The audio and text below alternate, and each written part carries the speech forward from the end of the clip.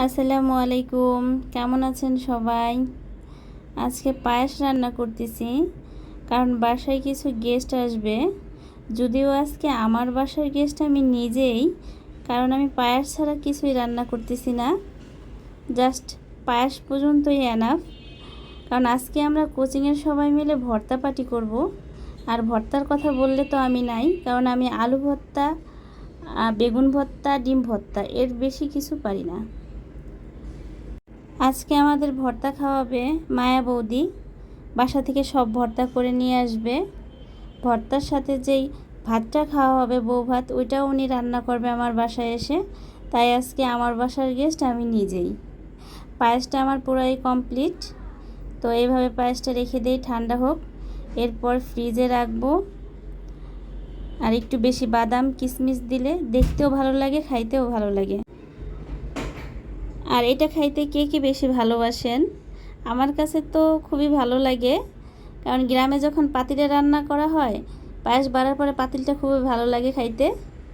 পাতিল খাইতে না, অবশ্য পাতিলের ভিতরে যা থাকে সেইটা খাইতে। এখন পাতিল নাই, কি করার, রাইস কুকারের ভিতরেই খাই। এদিকে মায়ের বৌদি ভর্তা নিয়ে চলে আসছে।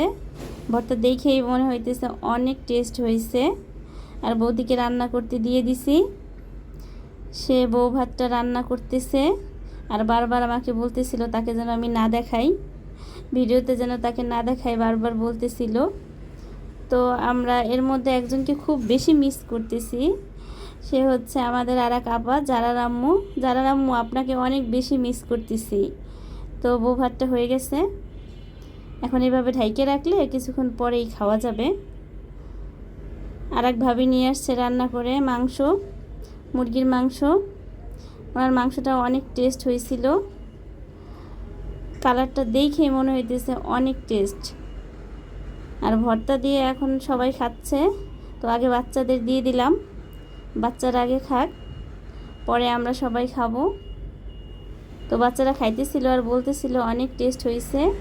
এই যে আমাদের একটা লিটিল গেস্ট, সে কিছুই খায় না, সে শুধু বাসা দিয়ে ঘুরতেছিল, কিছুই খাইতেছিল না।